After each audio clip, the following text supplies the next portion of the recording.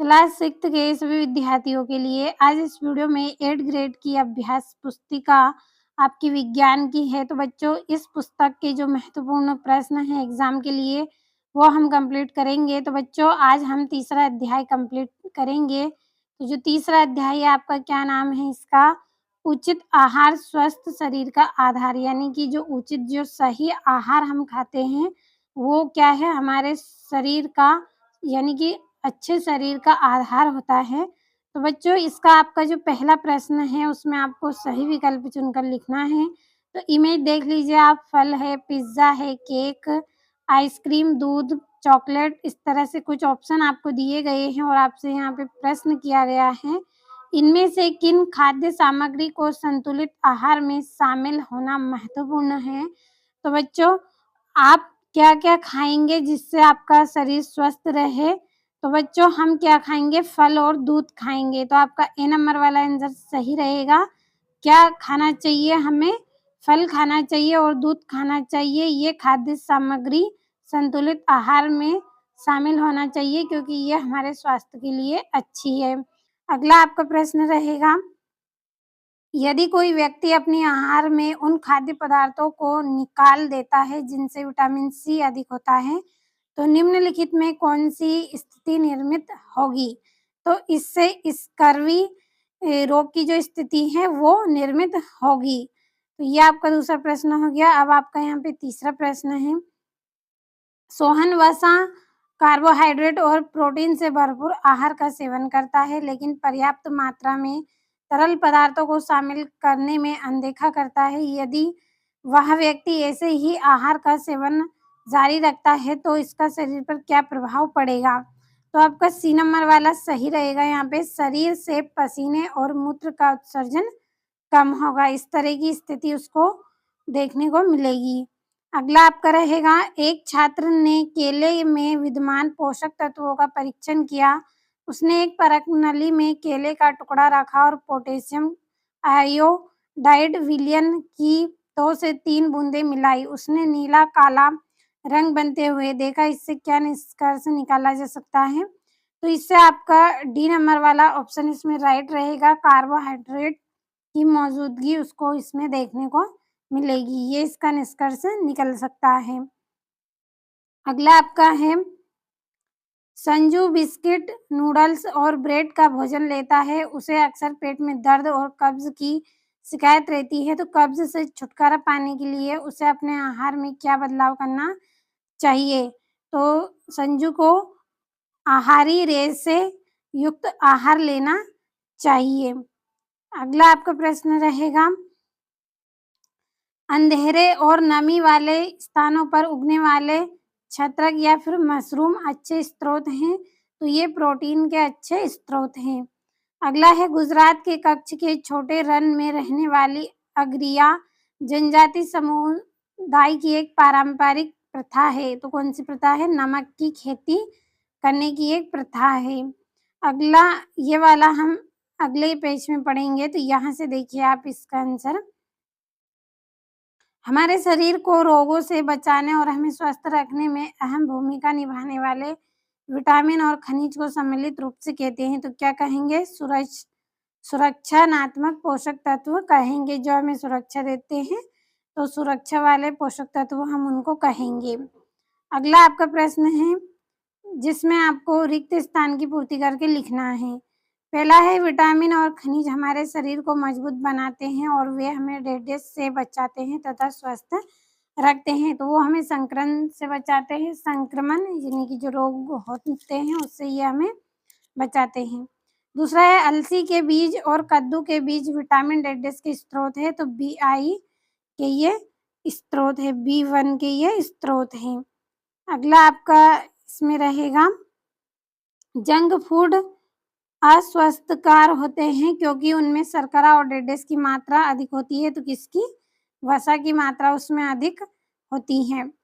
अगला आपका प्रश्न रहेगा,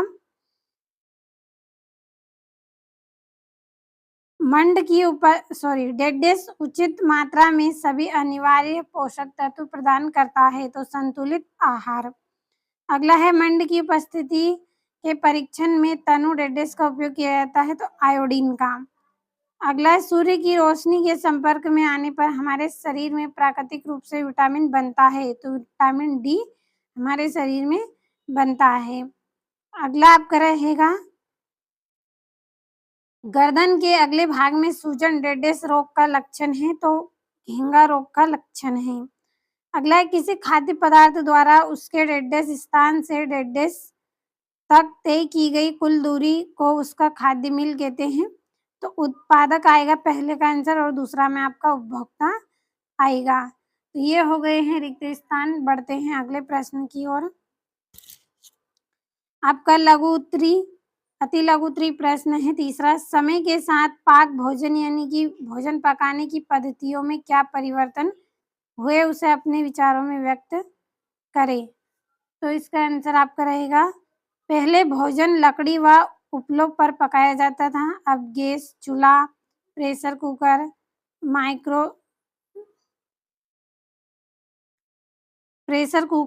माइक्रोवेव आदि आधुनिक संसाधनों से भोजन पकाया जाता है। तो पहले हम भोजन किस पर पकाते थे? लकड़ी से, और जो गोबर के उपले होते थे उससे बनाते थे, लेकिन अब गैस चूल्हा है, प्रेशर कुकर, माइक्रोवेव आदि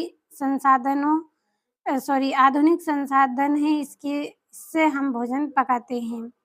अगला आपका प्रश्न रहेगा, रेणु की दादी को मल त्यागने में कठिनाई होती है, तो डॉक्टर द्वारा उन्हें किस प्रकार के आहार लेने की सलाह दी होगी? तो डॉक्टर ने रेशा युक्त यानी कि फाइबर युक्त भोजन तथा पर्याप्त पानी की सलाह डॉक्टर उन्हें देंगे ताकि उन्हें मल त्यागने में आसानी हो। तो ये चौथा प्रश्न हो गया है आपका। पांचवें प्रश्न की ओर बढ़ेंगे। तो पांचवा है, जंक फूड में उच्च शर्करा और वसा की मात्रा होने के कारण उच्च कैलोरी युक्त होते हुए भी इसे अस्वास्थ्यप्रद कहा गया है, क्यों? क्योंकि जंक फूड में पोषक तत्व कम तथा शर्करा और वसा अधिक होती है, इसलिए स्वास्थ्य के लिए हानिकारक होता है। जो जंक फूड है उसमें क्या है, पोषक तत्व कम रहेंगे, शर्करा और वसा की मात्रा अधिक होगी, इसलिए यह स्वास्थ्य के लिए हानिकारक होता है। अगला आपका रहेगा, विभिन्न शारीरिक गतिविधियां करने हेतु ऊर्जा प्रदान करने वाले पोषक तत्व कौन से हैं? उन्हें किस नाम से जाना जाता है? कोई दो उदाहरण दीजिए। तो इसका आंसर रहेगा, कार्बोहाइड्रेट, वसा ऊर्जा प्रदान करने वाले पोषक तत्व हैं। इन्हें ऊर्जावर्धक पोषक तत्व कहते हैं। उदाहरण है चावल, गेहूं। जो कार्बोहाइड्रेट और वसा ऊर्जा प्रदान करने वाले पोषक तत्व होते हैं, इसलिए उन्हें ऊर्जावाहक पोषक तत्व कहते हैं, और चावल और गेहूं से ये हमें प्राप्त होता है। सातवां, शरीर की वृद्धि और मरम्मत के लिए किस पोषक तत्व की मुख्य भूमिका है और इसे किस उपनाम से जाना जाता है? इसके कोई दो जंतु स्रोत के नाम आपको बताना है। तो प्रोटीन शरीर की वृद्धि और मरम्मत के लिए आवश्यक है।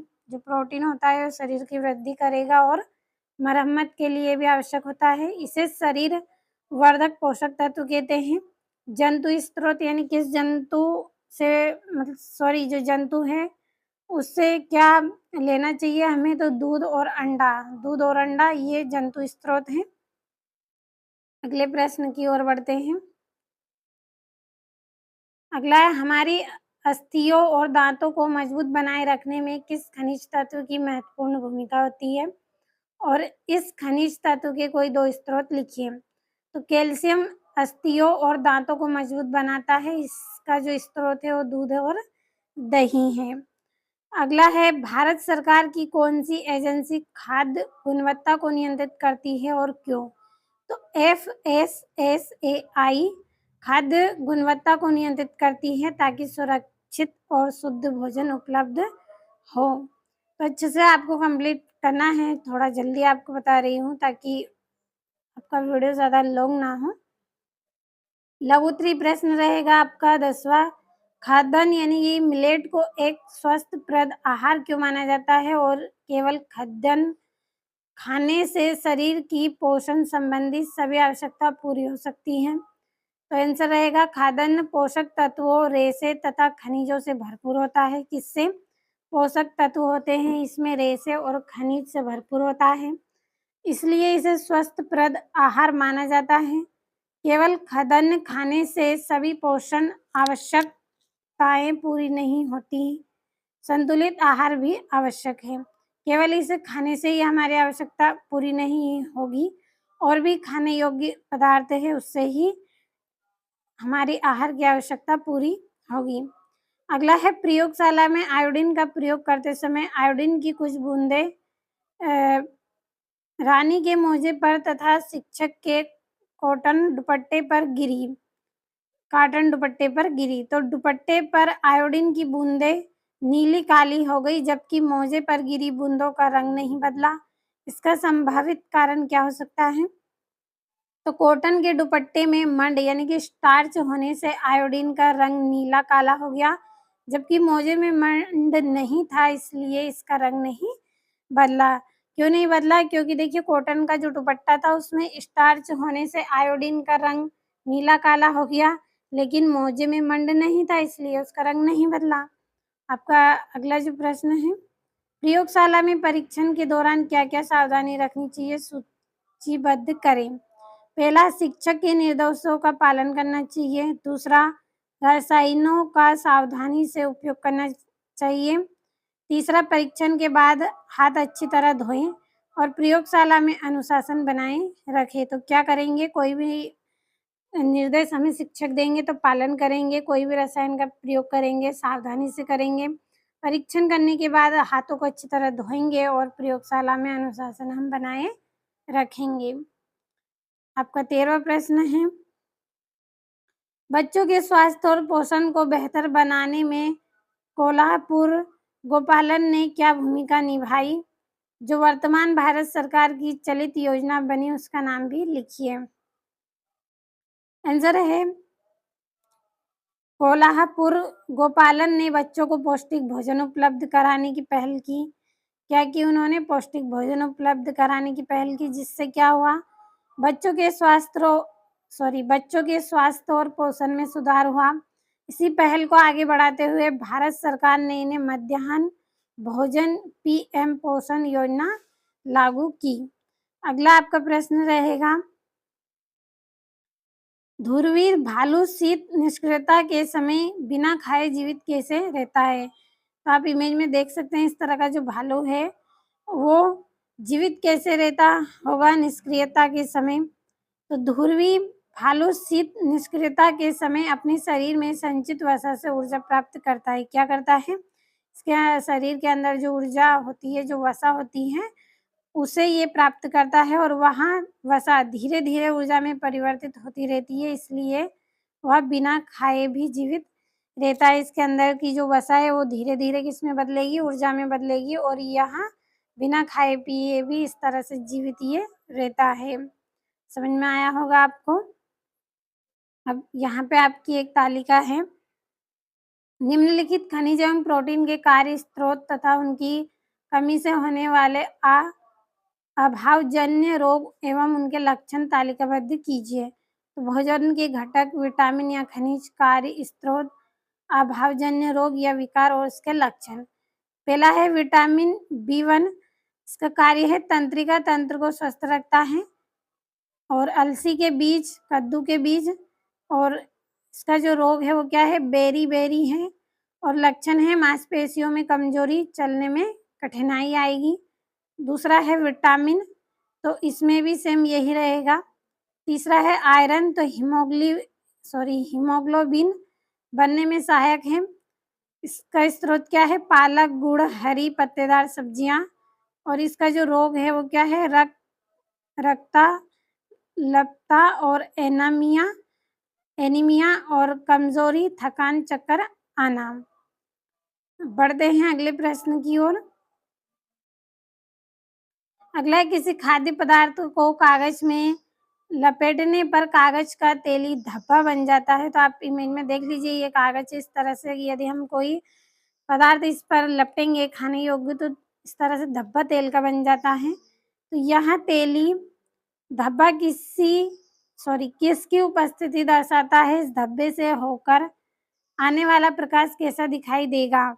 तो तेली धब्बा वसा यानी कि चर्बी की उपस्थिति दर्शाता है। इस धब्बे से होकर आने वाला प्रकाश पार दिखाई देने वाला होगा। तो समझ में आया होगा आपको इस प्रश्न का आंसर। बहुत ही आसान है, केवल अच्छे से आपको ध्यान से पढ़ना है सभी को। अगला रहेगा, शरीर को समुचित वृद्धि और विकास के लिए आवश्यक आहार क्या-क्या सम्मिलित हैं और इस आहार को क्या कहते हैं? तो समुचित वृद्धि एवं विकास के लिए आवश्यक आहार कार्बोहाइड्रेट, प्रोटीन, वसा, विटामिन, खनिज लवण तथा जल सम्मिलित हैं। इस आहार को संतुलित आहार कहते हैं। तो आप देख सकते हैं, फल खाएँगे हम, दूध पिएँगे, पानी ज़्यादा से ज़्यादा पिएँगे, तो ये सब क्या है? हमारे शरीर की वृद्धि और विकास के लिए महत्वपूर्ण आहार है, जिनको हम सम्मिलित करेंगे। पढ़ते हैं अगले प्रश्न की ओर। तो आपका यहाँ से 18वां प्रश्न, खुशहाल व सुखी जीवन जीने के लिए अच्छा स्वास्थ्य अनिवार्य है। इस कथन की पुष्टि अपने शब्दों में कीजिए। तो अच्छा स्वस्थ ही सुखी और खुशहाल जीवन का आधार है। हम अच्छे हैं, स्वस्थ हैं, यही क्या है? सुखी और खुशहाल जीवन का आधार है। स्वस्थ व्यक्ति ही पढ़ाई, काम और दैनिक कार्य अच्छी तरह कर सकता है। यदि व्यक्ति स्वस्थ रहेगा तो वो अपनी पढ़ाई भी करेगा, काम भी करेगा और दैनिक उसकी जो दिनचर्या है वो भी अच्छी तरह से रहेगी। अगला आपका प्रश्न रहेगा, खेत से भोजन हमारी थाली तक कैसे पहुँचता है? इस प्रक्रिया के क्या चरण हैं? खाद्य मील को कम करना क्यों महत्वपूर्ण है? तो खेत से भोजन हमारी थाली तक पहुँचने के चरण हैं उत्पादन, भंडारण, परिवहन, प्रसंस्करण, बाजार और उपभोक्ता। खाद्य मील को कम करने से ईंधन की बचत होती है और प्रदूषण कम होता है तथा ताज़ा भोजन मिलता है। तो खेत से भोजन को घर तक लाने में बहुत मेहनत करनी पड़ती है। खेत तैयार करना पड़ता है, बीज को सही तरीके से तैयार करके बोया जाता है, पानी सींचा जाता है, खाद दिया जाता है, काटा जाता है, अच्छे बीज का चयन करते हैं, खराब को रखते हैं। इस तरह से बहुत मेहनत लगती है, जब जाकर खेत से जो भोजन है वो हमारी थाली तक पहुँचता है। तो इसमें बहुत प्रक्रियाएँ होती हैं। अगला आपका रहेगा, यहाँ से दीर्घोत्तरी प्रश्न 20वां है, स्वाति को अंधेरी रात में देखने में कठिनाई हो रही थी। चिकित्सक ने उसकी दृष्टि का परीक्षण किया और एक विशेष विटामिन पूरक सप्लीमेंट लेने की सलाह दी।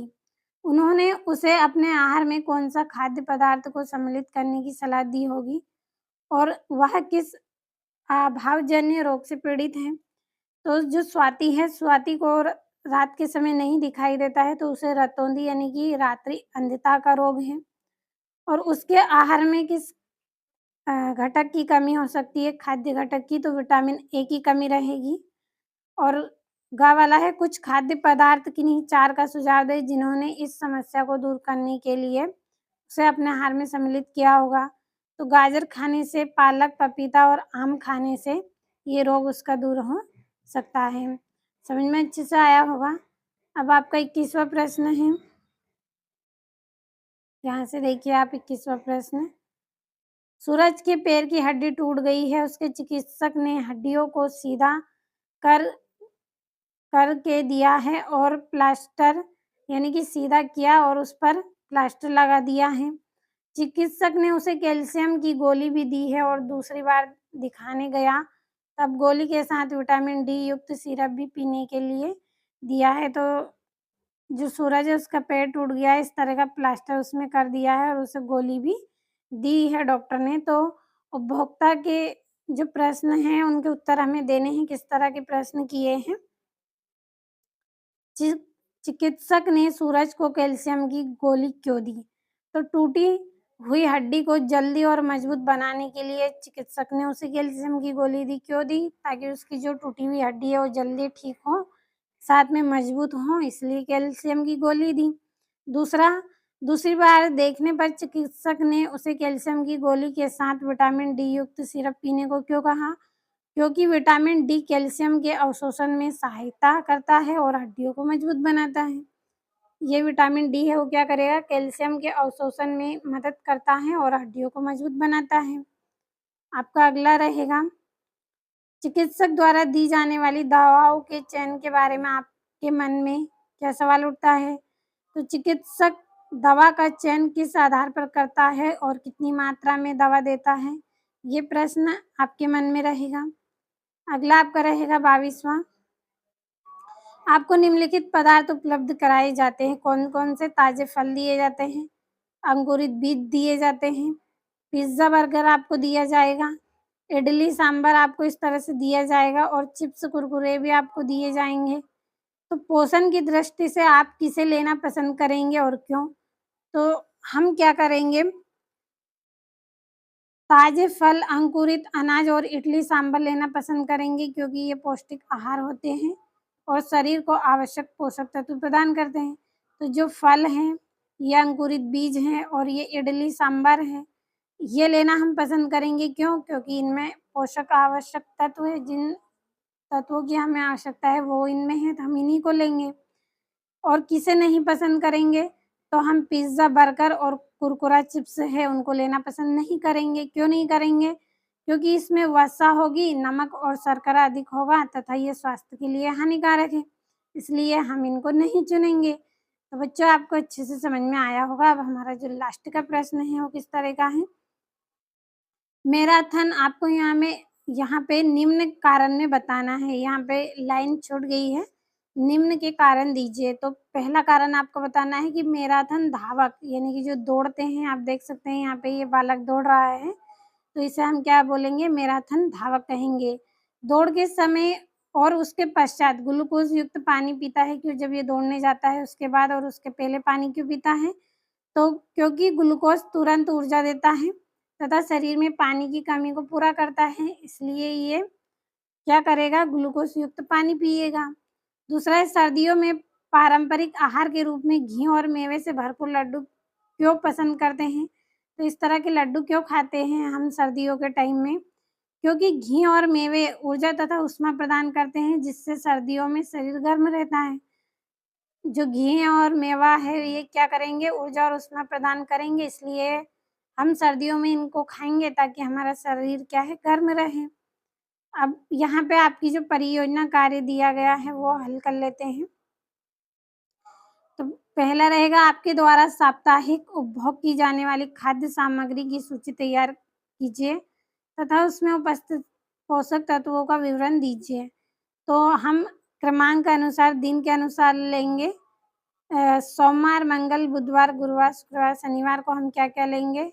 उपभोग की जाने वाली खाद्य सामग्री इस तरह से हेडिंग डालें और उपस्थित पोषक तत्व की हेडिंग डालें। तो दूध, रोटी, दाल, हरी सब्जी, फल, कार्बोहाइड्रेट, प्रोटीन, वसा, विटामिन, खनिज, लवण आदि पोषक तत्व हमें मिलेंगे। मंगलवार को क्या खाएँगे? पोहा खाएँगे, मूँगफली, दही, केला खाएँगे, ये भी कार्बोहाइड्रेट, प्रोटीन, वसा, विटामिन देंगे। बुधवार को क्या खाएँगे? चावल, दाल, पनीर, सलाद खाएँगे। ये कार्बोहाइड्रेट, प्रोटीन, वसा, खनिज, लवण, विटामिन देंगे। गुरुवार को पराठा, दही, सब्जी, छाछ पिएँगे। ये भी कार्बोहाइड्रेट, प्रोटीन, वसा, कैल्शियम, विटामिन देंगे। शुक्रवार को इडली, सांभर, नारियल की चटनी, फल खाएँगे। कार्बोहाइड्रेट, प्रोटीन, वसा, खनिज, लवण, विटामिन मिलेंगे। शनिवार को चावल, दाल, अंडा, करी, सलाद खाएँगे, ये भी कार्बोहाइड्रेट, प्रोटीन, वसा, खनिज, लवण, विटामिन हमें देंगे। तो अच्छे से इस तालिका को आपको पढ़ लेना है और कंप्लीट करना है। अब हमारी जो अगली तालिका है वो क्या है? आपके द्वारा खाए जाने वाले कुछ डिब्बाबंद खाद्य पदार्थ, पैकेट युक्त खाद्य पदार्थ के पैकेट, खुला खाद्य पदार्थ का अवलोकन कर उनसे ऊपर लिखी गई पोषक संबंधी जानकारी की तालिकाबद्ध आपको करना है। तो डिब्बाबंद पैकेट युक्त खाद्य पदार्थों के नाम, यहाँ पे पोषण संबंधी जानकारी, ऊर्जा, वसा, कार्बोहाइड्रेट, प्रोटीन, आहारी रेशे, अन्य। तो बिस्किट ये पैकेट युक्त हैं, तो ऊर्जा क्या है, मध्यम है, वसा अधिक है, कार्बोहाइड्रेट अधिक रहेगा, प्रोटीन कम रहेगा, आहारी रेशे भी कम रहेंगे और अन्य क्या रहेगा, सोडियम अधिक रहेगा। दूसरा है चिप्स पैकेट युक्त, मध्यम है, अधिक अधिक इसमें भी कम है और बहुत कम आहारी रेशे रहेंगे और नमक अधिक रहेगा। नूडल्स पैकेट युक्त इसमें भी ऊर्जा कम है, वसा अधिक रहेगी, कार्बोहाइड्रेट अधिक रहेगा, प्रोटीन कम रहेगा, आहारी रेशे कम रहेंगे और सोडियम अधिक रहेगा। चौथा है टीन वाला राजमा डिब्बा बंद, तो इसमें ऊर्जा मध्यम रहेगी, वसा कम, कार्बोहाइड्रेट भी मध्यम रहेगा यानी कि कम, प्रोटीन अधिक रहेगा, आहारी रेशे भी कम रहेंगे और आयरन, सोडियम अधिक रहेगा। अब मिक्स वेज सूप डिब्बा वन में ऊर्जा कम, वसा कम, कार्बोहाइड्रेट भी कम यानी कि मध्यम रहेगा और प्रोटीन भी, और इसी तरह से आहारी रेशे भी कम रहेंगे और विटामिन, सोडियम अधिक रहेगा। तो ये तालिका अच्छे से समझ में आई होगी, आप अच्छे से पढ़ लीजिएगा। और अब हमारा जो सबसे लास्ट वाला क्वेश्चन है किस तरह का है, उन जंक फूड की सूची बनाएं जिन्हें आप प्रायः खाते हैं। अपने मित्रों से भी ऐसी सूची बनाने के लिए कहें। इन सूचियों के आधार पर अपने प्रधान अध्यापक को एक पत्र लिखकर स्कूल परिसर में जंक फूड पर प्रतिबंध लगवाने के लिए आपको अनुरोध करना है तथा सही विकल्प सुझाना है। तो आप किस तरह से पत्र लिखेंगे उनको, आपको लिखना है, माननीय प्रधान अध्यापक महोदय, सादर नमस्कार। हम विद्यार्थी, क्योंकि आप सभी प्रार्थना कर रहे हैं, सभी बोल रहे हैं उनको, तो हम विद्यार्थी प्रायः जंक फूड जैसे chips, cold drink, burger, pizza, noodles, chocolate आदि खाते हैं। यह भोजन स्वादिष्ट होता है किंतु हमारे स्वास्थ्य के लिए हानिकारक होता है। इससे मोटापा, मधुमेह, उच्च रक्तचाप, हृदय रोग तथा पाचन संबंधी समस्याएं हो सकती हैं। अतः आपसे निवेदन है कि स्कूल परिसर में जंक फूड पर प्रतिबंध लगवाएं। प्रतिबंध का मतलब है कि बंद करवाएं और कैंटीन में फल, सलाद, अंकुरित अनाज, दूध, छाछ, इडली, उपमा, पोहा, सूप जैसे स्वास्थ्य विकल्प उपलब्ध कराए जाएं। इससे हमारा स्वास्थ्य अच्छा रहेगा और हम बेहतर ढंग से पढ़ाई कर सकेंगे। धन्यवाद लिखना है आपका बहुदिया। आपको यहाँ पे हम विद्यार्थी लिख देना है। तो अच्छे